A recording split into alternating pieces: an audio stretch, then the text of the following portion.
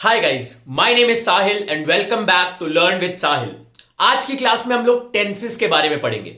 मैं जानता हूं आपने टेंसेस बहुत बार पढ़े होंगे और अलग अलग मेथड से पढ़े होंगे। आपने बहुत उसे यूज किया है मल्टीपल टाइम। हम लोग क्योंकि बहुत इंपॉर्टेंट टॉपिक है तो हम लोग बहुत ज्यादा पढ़ते हैं। लेकिन दो प्रॉब्लम्स के बारे में आज मैं बात करूंगा इस टेंसेस के चैप्टर में, जो दो प्रॉब्लम्स सबको आती हैं and I am damn sure कि आपको भी ये दोनों प्रॉब्लम्स जो जिनकी मैं बात कर रहा हूं वो दोनों प्रॉब्लम्स आपको आती होंगी। तो सबसे पहली प्रॉब्लम जो आती है वो ये होती है कि जब भी हम टेंसेस को पढ़ते हैं तो क्योंकि बहुत सारे स्ट्रक्चर्स होते हैं टेंसेस में, 12 तरीके के टेंसेस हैं टोटल, तो अलग अलग टेंसेस जब हम बात करते हैं तो कितने सारे स्ट्रक्चर्स हो जाते हैं। तो उन स्ट्रक्चर्स को याद रखना ये एक सबसे बड़ा टास्क होता है, नंबर 1।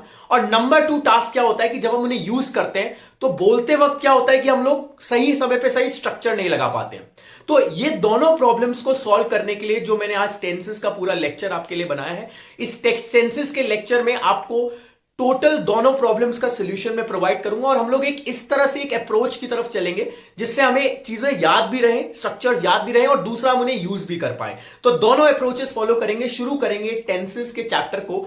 देखिए, टेंसेस को पढ़ने से पहले एक सबसे बड़ा मैं मिथ क्लियर कर देता हूं। मिथ का मतलब यह है कि जो लोग चीजें कुछ ऐसी चीज जो गलत है और लोग जो है वो उसे बिलीव करते हैं। तो एक कॉमन चीज ये है कि जनरली जब भी मैं स्टूडेंट से पूछता हूं कि टेंसेस कितने तरीके के होते हैं, वो बोलते हैं 3 तरह के टेंसेस होते हैं, past tense, present tense, future tense. लेकिन ये गलत है। ऐसा नहीं होता है। टेंसेस 3 तरह के नहीं होते हैं, टेंसेस 12 तरीके के होते हैं। ठीक है। टाइम जोन्स 3 तरह के होते हैं। 2 चीजें होती है जिनसे मिलकर टेंसेस बनते हैं। ये दोनों चीजें आप अच्छे समझ लें। मैं क्यों आपको ये बता रहा हूं, क्योंकि आगे आने वाले जब मैं आगे आपको बताऊंगा तो आपको पता लगेगा कि टाइम जोन्स और एक्शंस की क्या वैल्यू है। ठीक है।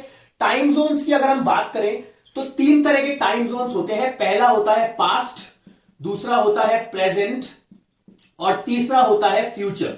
तो ये 3 तरह के तो पहले टेंसेस टाइम जोन्स होते हैं, ये आप ध्यान रखें। और दूसरा इसके साथ में दूसरी क्या चीज होती है, एक्शंस।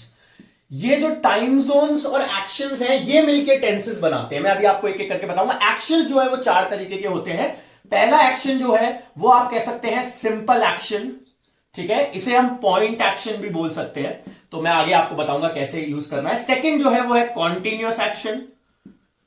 थर्ड जो होता है वो होता है परफेक्ट एक्शन। और फोर्थ होता है परफेक्ट कॉन्टिन्यूअस एक्शन। ठीक है। तो ये 4 तरीके के एक्शन और 3 तरह के टाइम जोन्स ये मिलके टेंसेस बनाते हैं। कैसे बनाएंगे? मैंने कहा था 12 तरीके के होते हैं। 12 कैसे बनेंगे?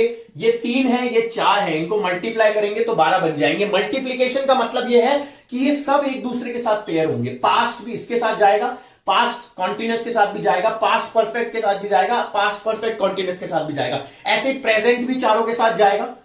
ठीक है। और ऐसे ही फ्यूचर भी चारों के साथ जाएगा। ठीक है। थोड़ा सा ये मेसी हो गया यहां पे, लेकिन आप समझ लीजिए, पास्ट चारों के साथ, प्रेजेंट चारों के साथ, फ्यूचर चारों के साथ। तो पास्ट सिंपल यानी simple past, past continuous, past perfect, past perfect continuous. Again present simple, present continuous, present perfect and present perfect continuous. Again, future simple, future continuous, future perfect and future perfect continuous. So first you put the time zones and then you put the actions. ठीक है। तो इस तरह से mix करके हम लोग 12 तरीके टेंसेस बनाते हैं। ये सबसे इजी तरीका है। आपको 3 और 4 याद रखेंगे तो ऑटोमेटिकली ये चीज आपको याद रहेगी। ठीक है। तो ये तो हो गए 12 तरीके के टेंसेस। क्लियर? अब ये 12 तरीके के टेंसेस को हम कैसे यूज करते हैं एक एक करके मैं आपको सारे कॉन्सेप्ट समझाऊंगा। लेकिन उससे पहले एक चीज मैं आपको बता देता हूं। देखिए, 12 के 12 सेंटेंसेस जो है ना वो स्पोकन में काम में नहीं आते हैं। ठीक है। इनमें से कुछ टेंसेस होते हैं जो ज्यादा यूज होते हैं, कुछ टेंसेस होते हैं जो थोड़े कम यूज होते हैं और कुछ टेंसेस बिल्कुल यूज नहीं होते हैं। मैं आपको अभी आगे बताऊंगा कौन से टेंसेस हैं, वो लिस्ट भी मैं आपको दूंगा जिससे आपको स्पोकन में आसानी होगी। ठीक है। अभी आप इसका स्क्रीनशॉट ले लें, हम एक एक करके स्टार्ट करेंगे। सबसे पहले हम बात करते हैं एक एक टेंसेस की। अच्छा, इन टेंसेस को इनके जो स्ट्रक्चर्स हैं, जैसा मैंने कहा स्ट्रक्चर्स बनाने में प्रॉब्लम आती है क्योंकि स्ट्रक्चर्स याद रखने में प्रॉब्लम आती है। तो स्ट्रक्चर्स को बनाने के लिए बिना याद रखे आप कैसे स्ट्रक्चर अपने आप फॉर्म कर सकते हैं, उसके लिए मैं कुछ छोटी छोटी टिप्स बता रहा हूं, उनको ध्यान रखें। ठीक है। वो टिप्स क्या है? देखो, सबसे पहले जब भी वर्ड आएगा कॉन्टिन्यूअस, आपको ध्यान रखना है। कुछ मैं आपको टिप्स बता रहा हूं, कुछ चीजें आपको याद रखनी है। कॉन्टिन्यूअस वर्ड सुनते ही आपके दिमाग में आईएनजी फॉर्म आ जाना चाहिए। कौन सा फॉर्म आ जाना चाहिए? आईएनजी फॉर्म आ जाना चाहिए। ठीक है। कॉन्टिन्यूअस वर्ड सुनते ही क्या आ जाना चाहिए? ING form. आईएनजी फॉर्म कौन सा होता है? वर्ब की फोर्थ फॉर्म होती है, उसे हम आईएनजी फॉर्म बोलते हैं, ठीक है ना। अगर आप में से वर्ब्स के बारे में लोग नहीं जानते हो तो एक वीडियो मैंने ऑलरेडी बना रखा है वर्ब्स का, वो आप जाके देखिए, आपको क्लैरिफाई हो जाएगा। फोर्थ फॉर्म जो होती है वो कॉन्टिन्यूस फॉर्म होती है। तो आपको हमेशा ध्यान रखना है, जब भी कॉन्टिन्यूस वर्ड आपके दिमाग में जब भी वर्ड कॉन्टिन्यूस आ रहा है, आपके दिमाग में आईएनजी फॉर्म आनी चाहिए। अच्छा, आईएनजी फॉर्म अगर आपके दिमाग में आ रही है तो उससे आप क्या याद रखेंगे? उससे आप याद रखेंगे इज, एम, आर, वॉज और वर को। यानी ये एक चीज आप याद रखेंगे कि बिना इज, एम, आर, वॉज, वर के आईएनजी फॉर्म नहीं आएगी। ये रूल है इंग्लिश में, इसको ध्यान रखिएगा। ये बिना आईएनजी, बिना is, am, are, was, were use करे हम आईएनजी फॉर्म यूज नहीं कर सकते हैं। तो ये हमारा पहला जो आपको मैंने कॉन्सेप्ट बताया, पहला जो टिप बताया वो ये, कॉन्टिन्यूस वर्ड सुनते ही आईएनजी फॉर्म और आईएनजी फॉर्म सुनते ही is, am, are, was, were. ठीक है, ये अभी आपके काम में आएगा बहुत ज्यादा। जब आप स्ट्रक्चर्स बनाओगे आपको जरूरत नहीं पड़ेगी किसी चीज की, ठीक है। ऐसे ही परफेक्ट वर्ड की बात करते हैं। जब परफेक्ट वर्ड आता है, परफेक्ट वर्ड आते ही आपके दिमाग में आ जाना चाहिए हैज, हैव और हैड। ये आपके दिमाग में आ जाना चाहिए। जैसे ही आप वर्ड सुन रहे हो परफेक्ट, आपके दिमाग में तुरंत आना चाहिए हैज, हैव, हैड आएगा, ठीक है। अगर परफेक्ट की बात हो रही है, परफेक्ट टेंस की बात हो रही है तो, ठीक है। अच्छा, हैज, हैव, हैड आते ही आपके दिमाग में क्या आना चाहिए? थर्ड फॉर्म, वर्ब की थर्ड फॉर्म। ये यूनिवर्सल रूल है, मैंने पहले की क्लासेस में बताया, नहीं देखा है तो एक बार जाके देख ले। हैज, हैव, हैड के बाद वर्ब की हमेशा थर्ड फॉर्म आती है और ये यूनिवर्सल रूल है इंग्लिश का, यानी कभी ब्रेक नहीं होगा, हमेशा यही होगा, ठीक है। तो परफेक्ट वर्ड सुनते ही हैज, हैव, हैड और हैज, हैव सुनते ही वर्ब की थर्ड फॉर्म। ये चीजें आपके दिमाग में आ जानी चाहिए। तो मैंने आपको बताया कॉन्टिन्यूस और परफेक्ट से रिलेटेड। परफेक्ट कॉन्टिन्यूस जो है उसमें परफेक्ट वर्ड भी आ रहा है तो कॉन्टिन्यूस वर्ड भी आ रहा है, यानी ये सारे कॉन्सेप्ट लगेंगे, अभी हम आगे बात करेंगे, ठीक है ना। तो ये समझ में आ गया, इतना कॉन्सेप्ट आप समझ ले और एक बार इसका स्क्रीनशॉट ले ले, आगे हम लोग बढ़ते हैं। चलिए गाइस, तो अब हम लोग टेंसेस को पढ़ेंगे एक एक करके, ठीक है। लेकिन जनरली क्या होता है, बुक्स में एक तरीका होता है कि पहले प्रेजेंट के बता दिए, पास्ट के बता दिए, फ्यूचर के बता दिए। इस तरह से हम लोग ट्रेडिशनल वे को फॉलो नहीं करेंगे, ठीक है। मैं आपको एक यूनिक वे दूंगा। अभी हम लोग क्या करने वाले हैं, पास्ट, प्रेजेंट और फ्यूचर आपके सामने 3 टाइम जोन्स लिखे हुए हैं, ठीक है। तीनों टाइम जोन्स में जो सबसे इंपॉर्टेंट टेंसेस हैं उनको मैं आपके सामने यहां पे एक एक करके डिस्कस करूंगा, ठीक है। अब आपको क्या करना है, सबसे इंपॉर्टेंट वालों पे सबसे ज्यादा ध्यान देना है, ठीक है ना। और एक चीज और, जब आप टेंसेस को मैं आपको बता रहा हूं तो 2 चीजें हम लोग पढ़ेंगे। एक तो हम स्ट्रक्चर उसका डिस्कस करेंगे और दूसरा उसका यूज, वो कहां यूज होता है। 2 चीजें आपको ध्यान रखनी है, एक तो स्ट्रक्चर और एक यूज, ठीक है। तो एक एक करके शुरू करते हैं। सबसे पहले पास्ट की बात करते हैं। पास्ट में जो सबसे ज्यादा यूज होने वाला टेंस है वो है सिंपल पास्ट टेंस, ठीक है। कौन सा टेंस है? Simple past tense, okay. Simple past या पास्ट सिंपल बोल सकते हैं, दोनों में से जो भी आप बोल सकते हैं। सिंपल पास्ट टेंस सबसे ज्यादा इंपॉर्टेंट है, ठीक है। किसमें? पास्ट के अंदर। अब देखो एक एक करके मैं आपको पहले पास्ट से रिलेटेड इसके स्ट्रक्चर्स बता देता हूं, फिर प्रेजेंट से रिलेटेड एक कर लेंगे और एक फ्यूचर का कर लेंगे, ठीक है। सिंपल पास्ट टेंस के अंदर हमेशा आप याद रखें, सबसे पहले आपका सब्जेक्ट आता है और सब्जेक्ट के साथ वर्ब की सेकंड फॉर्म आती है, ठीक है। मतलब यह है कि जब भी आप बात करेंगे सिंपल पास्ट टेंस की तो वर्ब की सेकंड फॉर्म आएगी, और अगर वर्ब की सेकंड फॉर्म कहीं आ रही है तो वो सिंपल पास्ट टेंस होगा। ये दोनों चीजें एकदम करेक्ट है और आपको याद रखनी है। सेकंड फॉर्म मतलब सिंपल पास्ट, ओके। अच्छा, एक चीज और, ज्यादातर सेंटेंसेस जब आप पास्ट के बनाते हैं तो वो सिंपल पास्ट टेंस में ही बनाते हैं, ठीक है ना। ये तो हो गया इसका स्ट्रक्चर, सब्जेक्ट के साथ वर्ब की सेकंड फॉर्म, क्लियर। अच्छा, यहां पे एक चीज और मैं आपको बताना चाह रहा हूं, जब हम स्ट्रक्चर की बात कर रहे हैं तो स्ट्रक्चर जो होते हैं वो 4 तरीके के बनते हैं। वैसे तो पॉजिटिव बनता है, नेगेटिव सेंटेंसेस होते हैं, इंटेरोगेटिव 1 और इंटेरोगेटिव 2। अगर आपने नहीं पढ़े हैं ये तो मेरी पहले वाले वीडियोस है, उनमें जाके एक बार देख लें। तो ऐसे 4 तरीके के स्ट्रक्चर्स होते हैं, positive, negative, interrogative 1 and interrogative 2। ये कौन सा स्ट्रक्चर है? ये पॉजिटिव वाला स्ट्रक्चर है, ठीक है। ये कौन सा स्ट्रक्चर है? पॉजिटिव वाला स्ट्रक्चर है। नेगेटिव वाला स्ट्रक्चर क्या होगा? नेगेटिव वाले स्ट्रक्चर के अंदर मैंने आपको बताया था, मैं फिर से एक बार बता देता हूं, जब भी हम पॉजिटिव से नेगेटिव बनाते हैं सेंटेंस को तो हमेशा उसमें एक तो हेल्पिंग वर्ब लगता है और एक नॉट लगता है, ठीक है। एक हेल्पिंग वर्ब और एक नॉट लगता है। अब यहां पे क्या है, हेल्पिंग वर्ब नहीं है हमारे पास में। हेल्पिंग वर्ब की लिस्ट मैंने पहले वीडियो डाल रखा है वर्ब का, वो आप जाके देखें, आपको सारा कॉन्सेप्ट क्लियर हो जाएगा। तो यहां पे हमारा हेल्पिंग वर्ब कोई नहीं है। हेल्पिंग वर्ब नहीं है तो हमें यहां पे हेल्पिंग वर्ब लगाना पड़ेगा और हेल्पिंग वर्ब के साथ एक नॉट लगेगा और तब जाके वो नेगेटिव सेंटेंस बनेगा, ठीक है। यहां पे हम लोग कौन सा हेल्पिंग वर्ब यूज करेंगे? डिड। डिड के साथ नॉट क्या लगाएंगे हम लोग? सब्जेक्ट, उसके बाद में डिड, डिड के साथ में हम लोग नॉट लगाएंगे तो ये बन जाएगा डिंट। डिंट बोलते हैं इसको, ठीक है, कॉन्ट्रैक्टेड फॉर्म। अच्छा, उसके बाद वर्ब की कौन सी फॉर्म आएगी?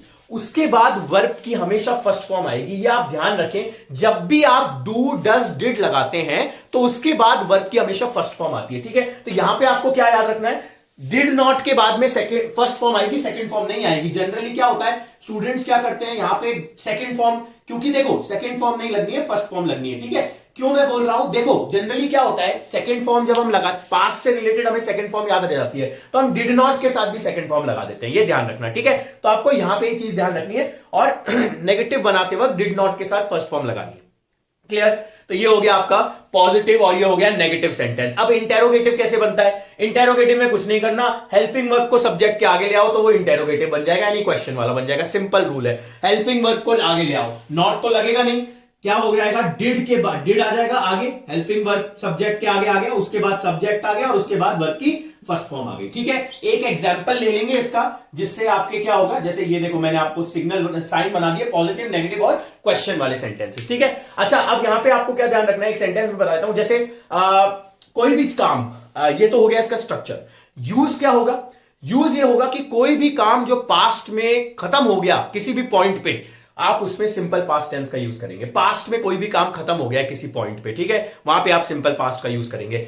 इसका एक मैं आपको छोटा सा लाइक एग्जाम्पल बता देता हूं। जैसे कल मान लीजिए आपने सुबह आप उठे, ठीक है, तो मैं कल सुबह उठा, I woke up at 6 AM in the morning. I woke up, second form लग रहा है, वेक अप फर्स्ट फॉर्म होता है और सेकेंड फॉर्म क्या होता है, वोक अप। ठीक है, ऐसे जो वर्ड्स होते हैं ना, जो एक वर्ब होता है और उसके साथ प्रेपोजिशन लगा होता है, उन्हें हम फ्रेजल वर्ब्स कहते हैं। ठीक है, अगर आप में से किसी को नहीं पता है तो थोड़ा सा इसके बारे में जान ले। फ्रेजल वर्ब्स क्या होते हैं, फ्रेजल वर्ब्स होते हैं वर्ब्स के साथ जब प्रेपोजिशन लगा होता है तो उसको हम लोग फ्रेजल वर्ब्स कहते हैं, वर्ब्स प्लस प्रेपोजिशन। ठीक है, मैंने शॉर्ट फॉर्म में लिख दिया प्रेपोजिशन, वर्ब्स प्लस प्रेपोजिशन जो होते हैं वो फ्रेजल वर्ब्स बनते हैं। जैसे वेक अप, वेक एक वर्ब है, उसके साथ में अप लग रहा है, वो क्या है, प्रेपोजिशन। सो वेक अप एक क्या हो गया, फ्रेजल वर्ब हो गया। क्लियर? ऐसे ही क्या आप कहते हैं, जैसे came back, come back, come back भी क्या हो गया, back is also this is a phrasal verb. Is it clear to you? This is how we use. तो ये फ्रेजल वर्ब्स होते हैं। यहां पे हम लोग क्या बात कर रहे हैं, जैसे कल मैं उठा, सुबह उठा, I woke up at 6 AM in the morning. ठीक है, तो ये तो हो गया हमारा सेंटेंस पॉजिटिव वाला, आई वोक अप। इसका नेगेटिव कैसे बनाऊंगा, I did not wake up. I woke up का नेगेटिव बनेगा I did not wake up.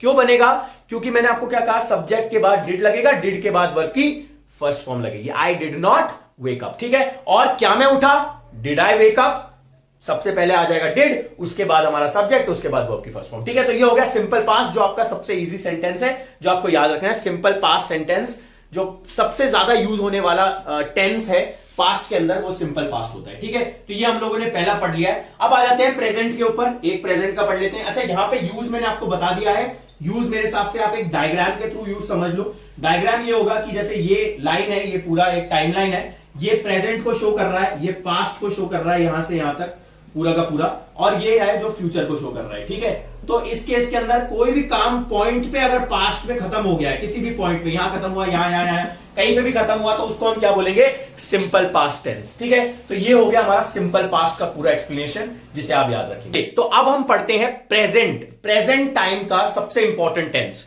तो जो प्रेजेंट का जो टाइम है, उसमें सबसे इंपॉर्टेंट टेंस जो आता है वो आता है सिंपल प्रेजेंट टेंस।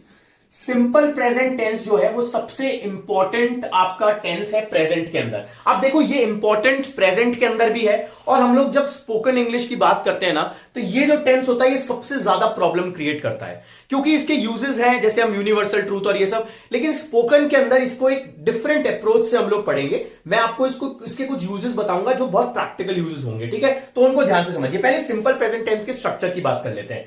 यहां पे हमने सिंपल पास्ट में कहा था सब्जेक्ट के साथ वर्ब की सेकंड फॉर्म लगेगी। यहां पे ध्यान रखो, सब्जेक्ट के साथ वर्ब की फर्स्ट फॉर्म लगाओ और आपका सिंपल प्रेजेंट टेंस का स्ट्रक्चर बन जाएगा। बहुत इजी, सब्जेक्ट के साथ वर्ब की फर्स्ट फॉर्म लगाओ और आपका ऑटोमेटिकली इसका पॉजिटिव सेंटेंस बन जाएगा। जैसे यहां पे पॉजिटिव कैसे बना था, सब्जेक्ट के साथ वर्ब की सेकंड फॉर्म लगा के, यहां पे सब्जेक्ट के साथ वर्ब की फर्स्ट फॉर्म लगाओ और पॉजिटिव सेंटेंस बना लो। ठीक है, तो ये तो हो गया हमारा इसका पॉजिटिव स्ट्रक्चर। अब नेगेटिव स्ट्रक्चर की जब आप बात करोगे, तो यहां पे हमने यहां पे डिड यूज किया था, लेकिन यहां पे हम लोग क्या यूज करेंगे, डू और डस।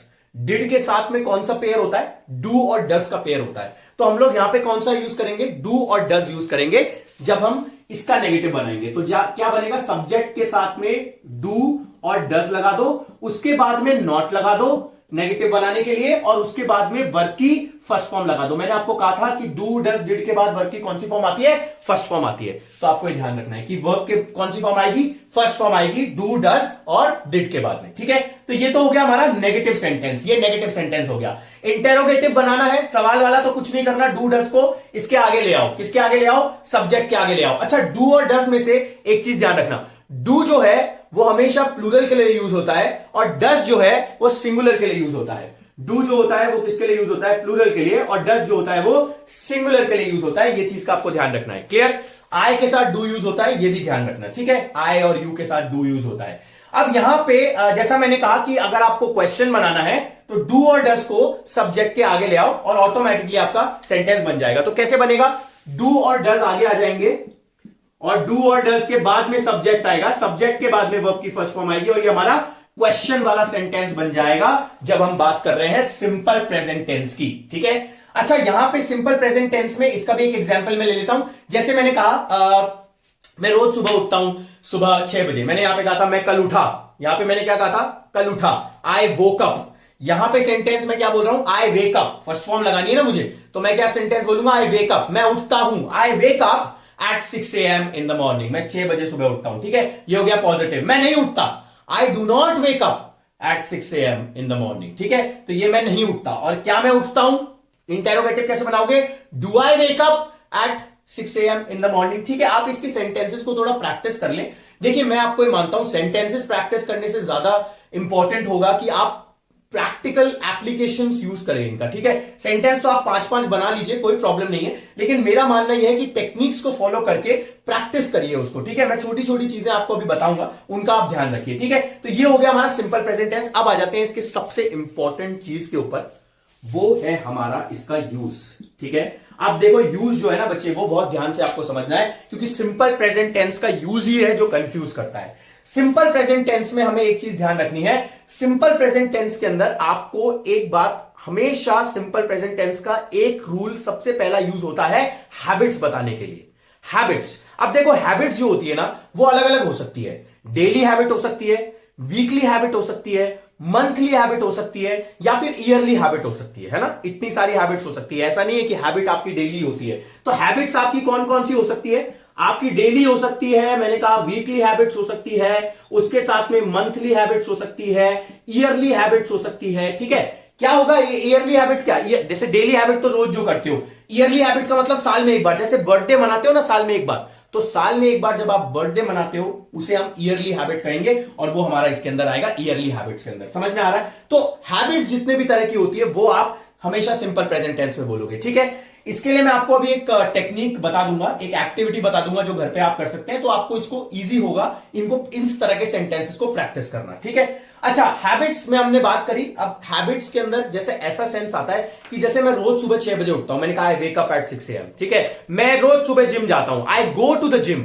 आई गो टू द जिम। क्यों बोल रहा हूं मैं गो, क्योंकि फर्स्ट फॉर्म लगानी है, याद रखना सिंपल प्रेजेंट टेंस मतलब first form, simple past tense मतलब सेकंड फॉर्म। ठीक है, तो यहां पे आपको क्या है ये समझ में आ रहा है, ये हैबिट्स के लिए यूज में आता है। अब हैबिट्स तो आपको पता होगी शायद पहले से, एक सबसे इंपॉर्टेंट मैं आपको जो बताने जा रहा हूं सेकंड यूज, वो ध्यान रखिएगा।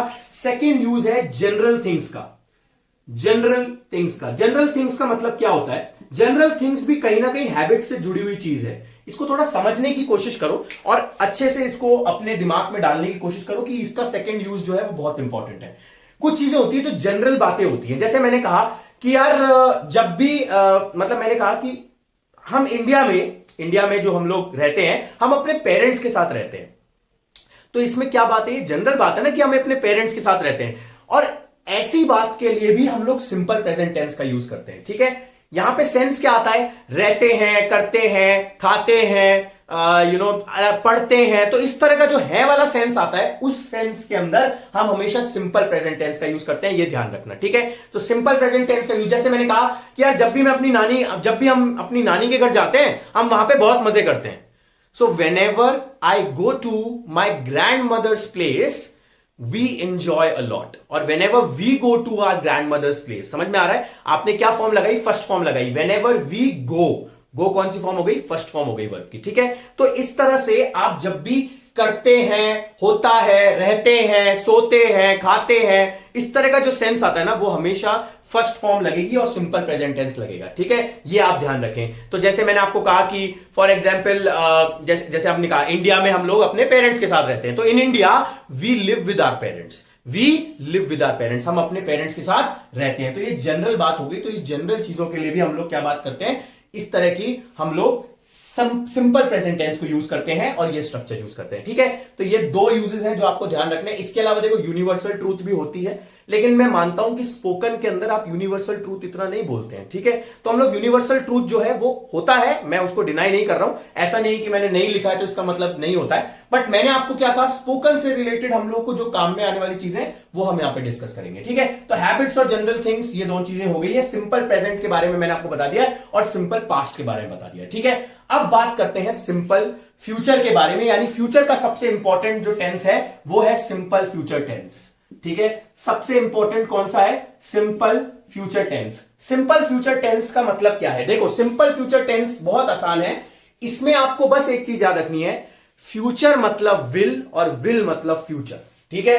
फ्यूचर मतलब विल और विल मतलब फ्यूचर, बस आपको यह ध्यान रखना है, ठीक है। और जैसे ही विल दिमाग में आ गया, उसके बाद अगली चीज दिमाग में आनी चाहिए, वर्ब की फर्स्ट फॉर्म। मैंने आपको पिछले लेक्चर में बताया था, वर्ब की फर्स्ट फॉर्म जो होती है विल, यानी सारे मॉडल्स के बाद में वर्ब की फर्स्ट फॉर्म आती है। जितने भी मॉडल्स आप देखेंगे उनके बाद में वर्ब की फर्स्ट फॉर्म आएगी, ठीक है। तो विल के बाद हमेशा वर्ब की फर्स्ट फॉर्म आती है। तो स्ट्रक्चर क्या बन गया इसका? सब्जेक्ट लगाएंगे, सब्जेक्ट के बाद तो विल तो लगाना ही है, जैसा मैंने कहा फ्यूचर के साथ, और उसके बाद में वर्ब की फर्स्ट फॉर्म लगा दो। सिंपल स्ट्रक्चर बन गया हमारा सिंपल फ्यूचर टेंस का।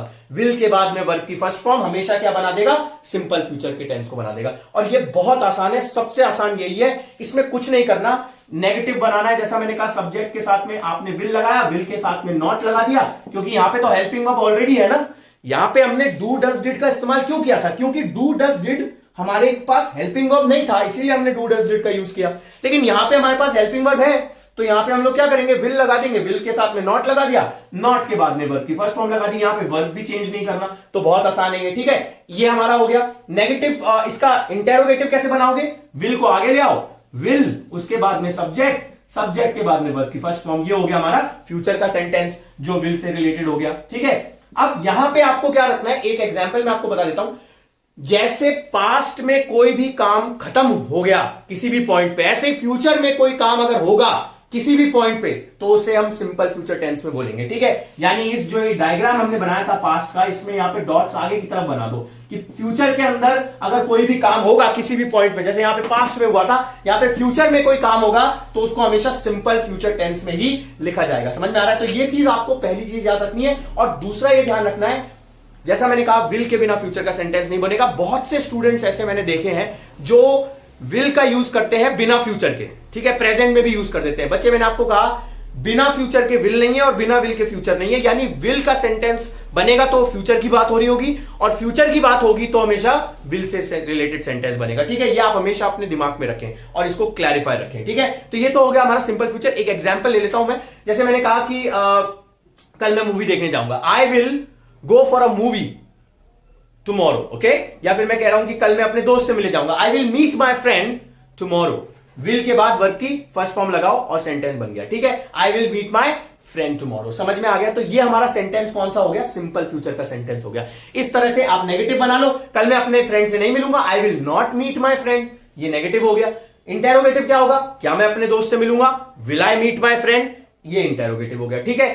तो ये सेंटेंसेस हैं। सेंटेंसेस के और एग्जांपल्स मैं आपको आने वाले लेक्चर्स में दूंगा, जिसमें आप और प्रैक्टिस कर पाएंगे। अभी आप एक टेक्निक में आपको बताता हूं सिंपल प्रेजेंट टेंस को प्रैक्टिस करने के लिए। इस टेक्निक में आप क्या कर सकते हैं, अपने मदर फादर, अपने ब्रदर सिस्टर, कोई भी अपने फैमिली मेंबर जो आपके आसपास हो, उनका डेली रूटीन और आप उनकी हैबिट्स, डेली रूटीन हो गए, हैबिट्स हो गए, डेली हैबिट्स मतलब डेली रूटीन ही हो गया, तो डेली हैबिट्स, डेली रूटीन, इनको आप प्रैक्टिस करें, घर पे बनाएं, लिखें, स्ट्रक्चर बनाएं, और स्ट्रक्चर बनाने के बाद में फिर उसके बाद में उसको बोलें और प्रैक्टिस करें, ठीक है। इस तरह से सिंपल प्रेजेंट टेंस को आप प्रैक्टिस कर सकते हो। एंड आगे आने वाले वीडियो में मैं आपको नेक्स्ट बताऊंगा 3 जो सबसे इंपॉर्टेंट होंगे और आगे हम लोग डिस्कस करेंगे। वीडियो अच्छा लगा हो तो लाइक करें गाइस, चैनल को सब्सक्राइब करें, support us, and I believe that you must be liking the videos. If you have any comments, anything to share, you can put it down in the comment box. I would really love to help you guys. And thank you so much for your support. Have a great night. Thank you so much. Take care of yourself. Stay safe. Bye bye.